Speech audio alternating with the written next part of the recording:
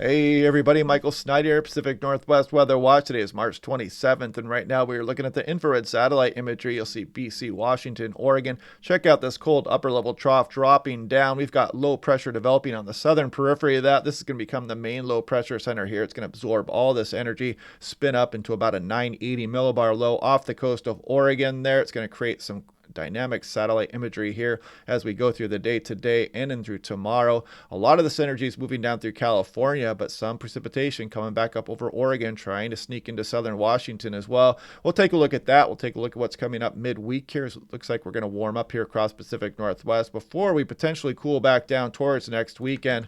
Look at Seattle yesterday, 50 degrees, 6 degrees below average, but a lot of glorious sunshine out there made it feel a little bit warmer than that, at least to me anyway. But we did have some thunderstorm activity across some of King and Pierce County, also some small hail with that, at least one lightning strike that I noted. Here we go, current hazards. You can see wind advisories in the brown, winter weather advisories in the purple, winter storm warnings in the pink here, and we have a high wind warning here for the southwest Oregon coast. These east winds are going to get going across some of the foothill regions of the Cascades up in western Washington as the offshore flow starts to rip through the gaps in the Cascades there. Eventually, some of those advisories are probably going to move off in through Idaho and Montana as we go through Wednesday morning as well, and maybe sneak into Washington. We'll see how that goes on in through tomorrow. This is those gusty east winds, Snoqualmie Pass, Stevens Pass, North Bend, Enumclaw, typical areas out there, 40-50 miles per hour. Some potential nuisance power outages and localized tree damage is possible. And this is Monday night through Wednesday morning. This is for Pendleton National Weather Service. This was issued this morning. Heaviest snow near the Oregon Cascade Crest, but this is just a heads up here for some winter driving conditions across the higher terrain through Oregon and on into Idaho, Montana, on in through Wednesday morning, and potentially a bit up into some of the Cascades of Washington. This is National Weather Service Spokane. You can see a bit of a warm up here coming midweek before we start to cool back down towards next weekend here. More on that towards the end of the video. Here we go, some gusts for southern Oregon. Look at Crater Lake, mid-60s potentially here. You can see I-5 getting some snow and gusty winds at the same time. So heads up if you're traveling southbound or northbound through California here on I-5. It's going to get kind of difficult here across the area with some high wind warnings still in effect right now across some of the southwest Oregon coast as we speak.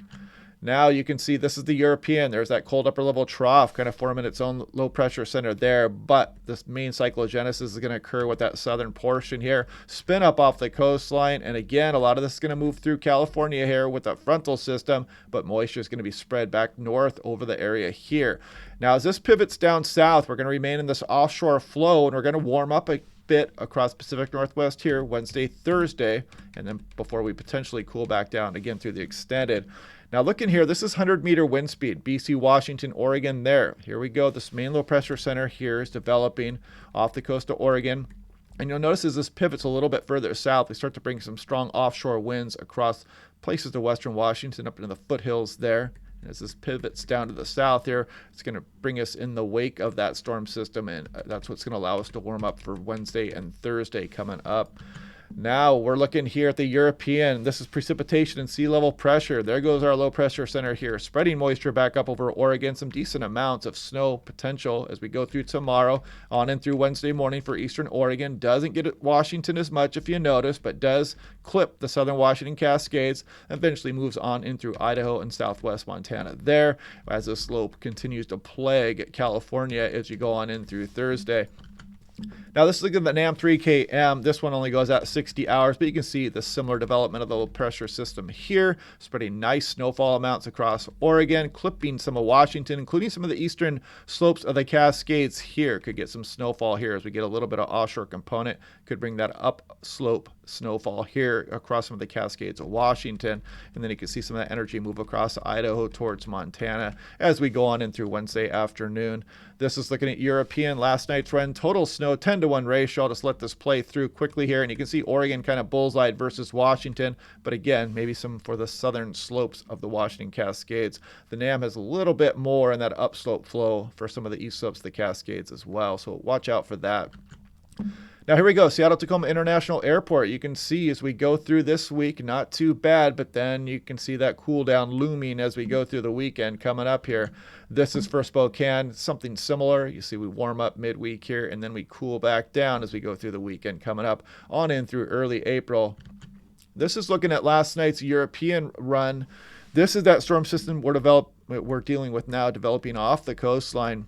We get a bit of a break here, but then you see quickly as we go through Friday, that next trough setting up shop here over the Pacific Northwest, gets a bit of reinforcement here as we go through early next week as well, and then even more reinforcement as we go midweek. So we could be headed for a little bit of a chilly period coming up here, and you can't rule out things like mountain snow and even a couple of thunderstorms across the area with troughing like that as we continue to be in kind of this north flow through the extended forecast here on the European run. We'll watch that day by day. You know how this goes. We're looking way out into fantasy land at this point, but would anybody be surprised that we stay in this cold signal as we go through early April? I sure would not be. Here we go, 6 to 10 day temperature outlook, bullseye here on the west coast. As you can see, this goes through April 5th. This one goes through April 9th. Still kind of bullseye here across the west coast as well. This is 6 to 10 day precipitation outlook. This goes through April 5th.